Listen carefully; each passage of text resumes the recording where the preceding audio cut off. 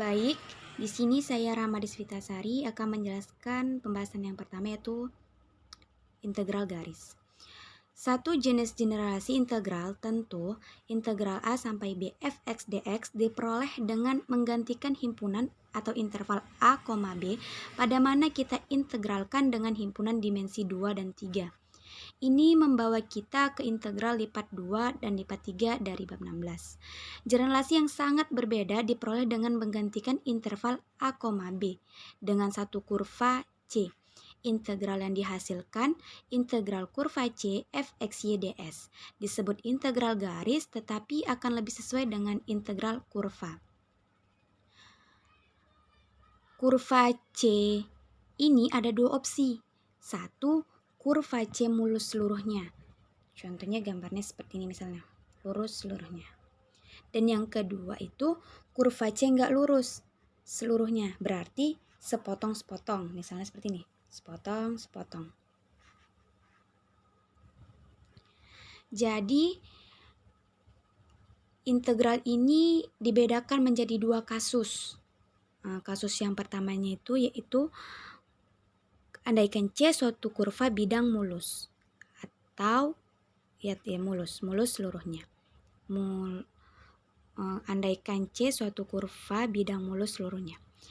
Yakni andaikan C diberikan secara parameter oleh X sama dengan XT dan Y sama dengan YT, di mana T lebih besar sama dengan A dan T lebih kecil sama dengan B, di mana X aksen dan Y aksen kontinu dan tidak secara serentak atau simultan 0 pada interval A, B. Kita andaikan bahwa C terorientasi secara positif, yakni arah positifnya berpadanan terhadap pertambahan nilai T, dan C hanya ditemukan sekali ketika T berubah dari A ke B. Jadi C mempunyai titik awal A sama dengan XA, YA, dan titik akhir B sama dengan XB, YB. Jadi X di sini berupa parametrik XT yang tadi XT, dan Y di sini menjadi YT. Perhatikan partisipasi P dari selang parameter interval A, B yang diperoleh dengan cara menyelipkan titik-titik. Dengan A kecil sama dengan T0 kurang dari T1 kurang dari T2 sampai dengan Tn sama dengan B.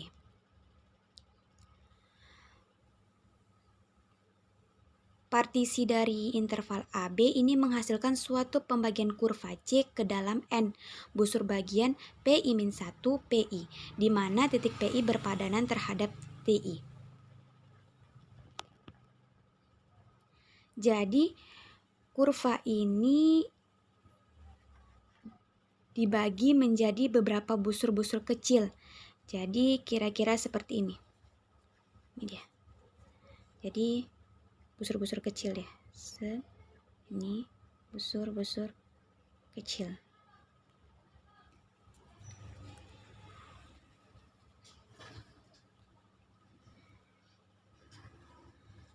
Andaikan delta SI menyatakan panjang busur PI-1 PI dan andaikan mutlak P merupakan aturan untuk partisi P, yaitu andaikan mutlak P adalah delta TI terbesar sama dengan TI dikurang TI-1 yang terbesar. Akhirnya, pilih suatu titik contoh QI, XI, YI pada busur bagian PI-1 PI. Sekarang kita perhatikan penjumlahan Riemann. Jika F tak negatif, jumlah ini mengaproksimasi luas tirai tegak melengkung yang diperlihatkan pada gambar di bawah ini. Dapat teman lihat pada gambar 2. Jika F kontinu pada suatu daerah D yang mengandung kurva C, maka jumlah Riemann ini mempunyai limit untuk mutlak P menuju 0. Limit ini disebut integral garis dari F di sepanjang C dari A ke B terhadap panjang busur. Dalam hal ini, integral kurva C fx y ds sama dengan limit P menuju 0 sigma I sama dengan 1 sampai N fxi y, yi delta si. Untuk fxy lebih besar sama dengan 0, fungsi tersebut mewakili luas eksak atau sebenarnya dari tirai melengkung.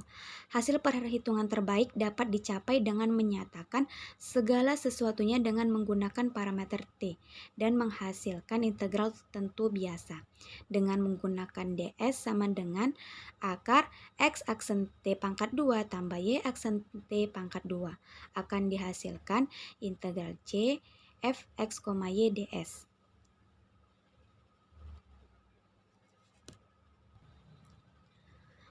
Maka dari ds ini,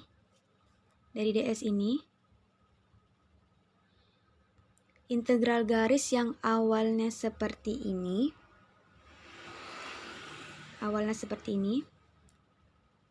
kita bisa substitusikan ds-nya, sehingga sama dengan akan menghasilkan integral yang di sebelah kanan, yaitu integral a sampai b f x t, yt akar x aksen t kuadrat tambah y aksen t kuadrat dt. Baik, lanjut kita pada kasus yang kedua. Yang tadi itu kurva C tidak lurus seluruhnya.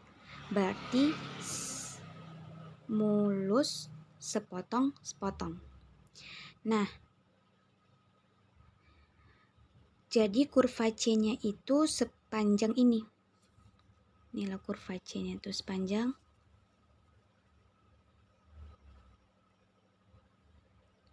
ini.